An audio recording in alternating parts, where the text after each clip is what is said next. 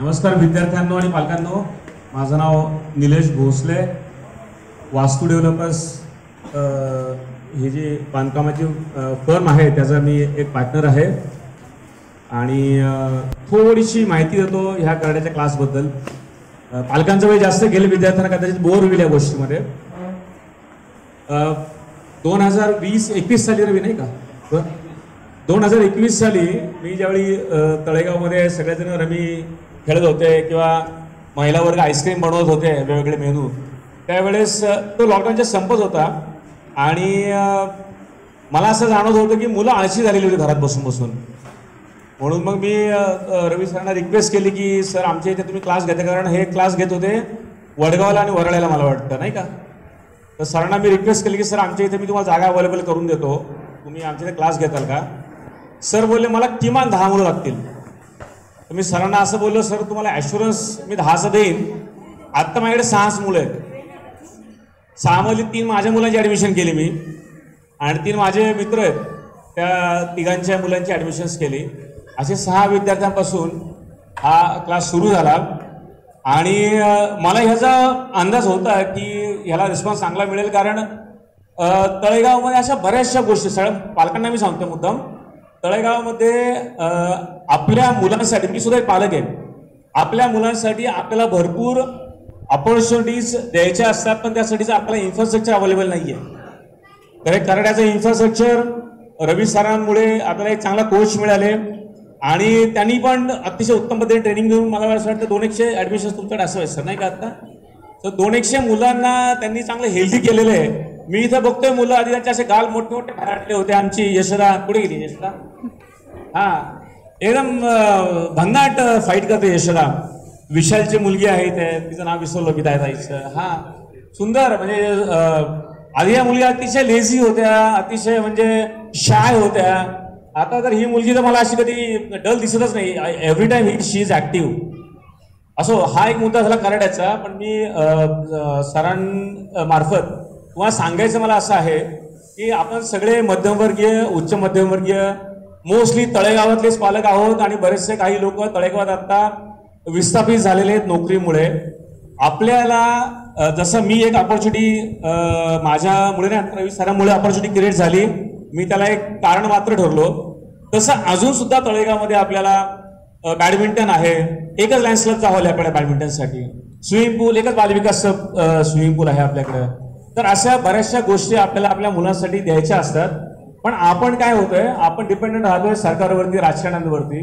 तर पुन्हा पालका लोकांमध्येच काही ग्रुप बनवले, आपण ब्रेनस्टॉर्मिंग केलं, तर ह्याच्यातनं आपल्या मुलांसाठी काय नाही का ते आपण ऑपॉर्च्युनिटी क्रिएट करू शकतो. कारण याची ऑपॉर्च्युनिटी आता हे छोट स्पेस कमी लागते, त्यामुळे ही छोट्या जागेमध्ये होऊ शकते. पण काही मोठ्या गोष्टी करायच्या असतील तर थोडी मोठी स्पेस लागेल आणि आपल्याला पालकांना एकत्र यावं लागेल. त्यातले काही समविचारी पालक असतील त्यांनी थोडी लिडरशिप घ्यावी लागेल. मला असं वाटलं तर त्या मदत करता येईल तर मी करेन. पण मला असं वाटतं अजून मागाशी बोलल्याप्रमाणे बॅडमिंटनचा कोर्ट असेल, स्विमिंग असेल, आय थिंक तुम्हाला लोकांच्या अजून डोळ्यात काय असेल मला माहित नाही. आता मला माझ्या मुलाच्या हिशोबाने मला हे वाटतं डान्सचे क्लासेस असतात, छोटी जागा लागते, डान्सचे क्लासेस घरोघरी चालू जातात, बऱ्याच ठिकाणी चालू असतात.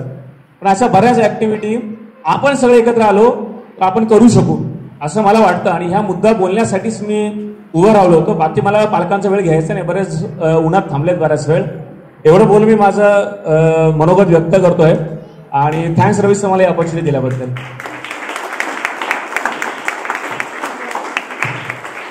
धन्यवाद निलेश सर.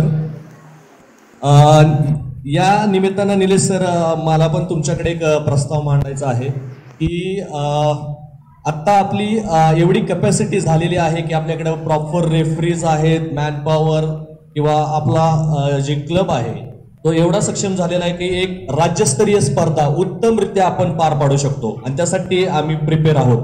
तर रोटरी क्लब आणि तुमच्या मार्फत तुम्ही बरेच उपक्रम राबवता. तर माझी इच्छा आहे की आपल्या मार्फत आपण एक टुर्नामेंट भरवूया. महाराष्ट्र स्टेट लेवलची ऑथराइज टुर्नामेंट आपण घेऊ शकतो, आपण आणू शकतो. पूर्ण ओव्हरऑल महाराष्ट्रातून मुलं खेळायला येणार. तर आपण याच्याबद्दल थोडासा विचार करावा आणि नक्कीच आपण हा उपक्रम राबवू. धन्यवाद. सर्व बक्षीस वितरण आपण थोड्या वेळाने करू, पण आता तात्पुरतं आपण काही मुलांचं बक्षीस वितरण सरांच्या मार्फत करू. तर मी जे नाव घेतो त्या मुलांनी पुढे यायचंय.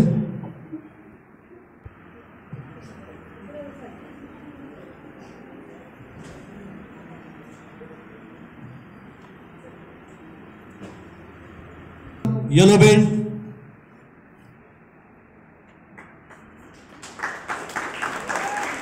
आराध्य निकम येलो बेल्ट, पशु निकाले येलो बेल्ट,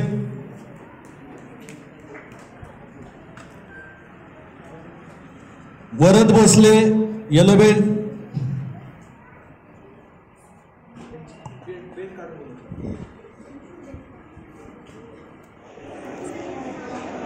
सर्वाधिक क्लॅप करायचे.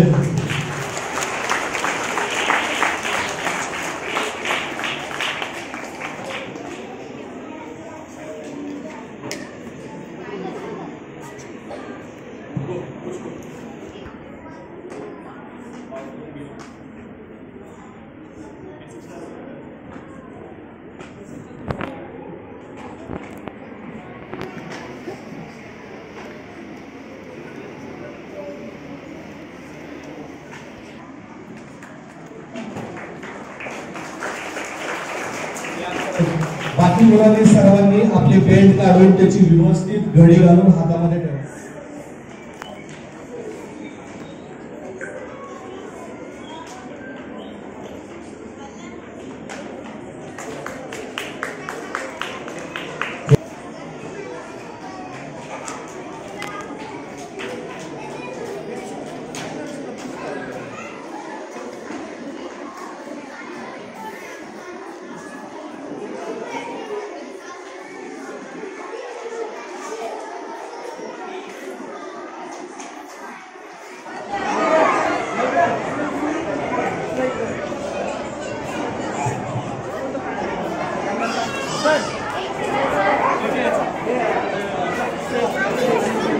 इधर ये बीच में